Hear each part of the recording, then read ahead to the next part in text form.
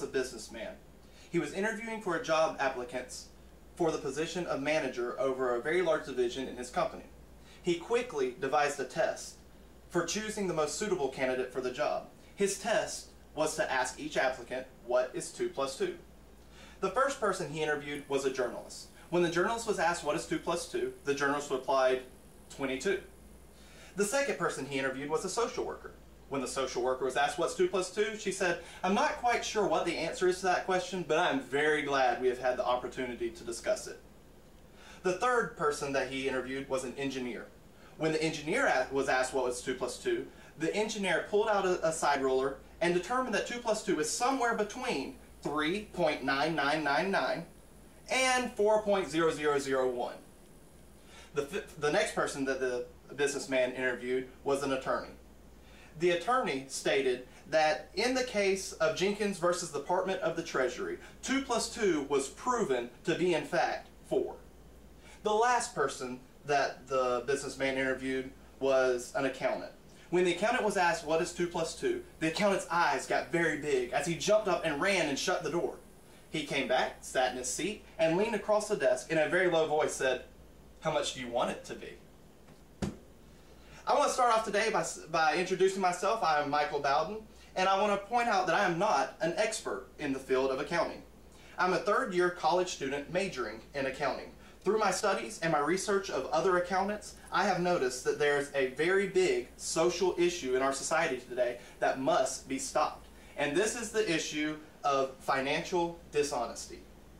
Tonight, I'd like to tell you a little bit about accounting, but I also want to talk about how important it is to make sure you are financially honest. Tonight, I want to talk about 3 things. I want to talk about the dangers of being financially dishonest.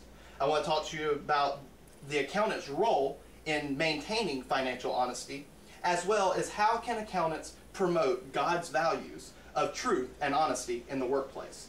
So first, let's start by talking about the dangers of financial dishonesty.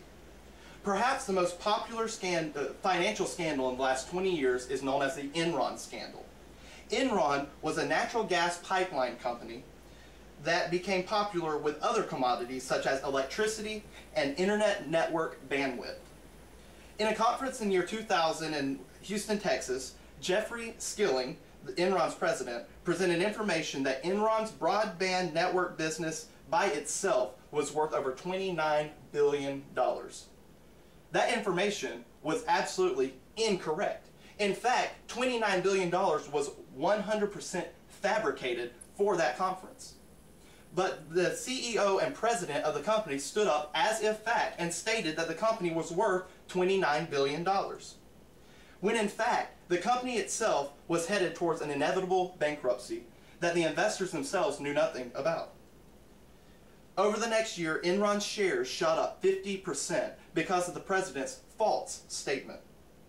Finally, in 2001, Enron entered bankruptcy. By the end of the year, thousands of employees were jobless. Many of the executives were spending time in jail, as well as millions and billions of dollars of investors' money was wasted. All this was simply because of one group who practiced financial dishonesty. As you can see, financial dishonesty can be dangerous, not only for the person committing the crime through either fines or spending time in prison, but also to the lives of anyone and everyone associated with the company that practices financial dishonesty. Now that you are aware of some of the dangers of financial dishonesty, let's take a look at the accountant's responsibility to maintain financial honesty. Let's first look at an accountant's job. No matter what branch of accounting you're in, whether it's business accounting, CPA, it doesn't matter. All accountants have the basic fundamental job, and it's 3 steps. First, prepare and examine financial records. Secondly, to ensure the accuracy of those records. And third, make sure all taxes are paid and paid on time. In an article entitled Wanted, Honesty in Accounting, Del Kuyinga describes issues with political budgets as well as individual states' budgets that have been fabricated and falsified in order to hide billions of dollars of national debt. Kuyinga, in the end of his article, states, let's have the debate about states' priorities, but let's find our solution in the context of honest, truthful, and transparent accounting. In this article, Kuyinga calls out for accountants to be honest, truthful, and transparent. What we need today are good, honest accountants who have good morals and are able to do what's right no matter the situation. That leads into my last point. How can God's values of truth and honesty be promoted by accountants? It's actually very simple. The way that an accountant has to promote God's values of truth and honesty is to first and foremost be truthful and honest. It sounds pretty simple.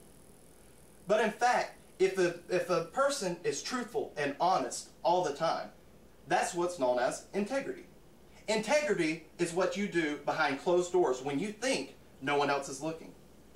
If a person notices that even the times that you think you're alone and no one sees you, that you are still doing the right thing and doing the truthful and honest thing, this could open up a situation where you could share with this person why you choose to have integrity, but not only why you choose to have integrity, but the God you choose to serve.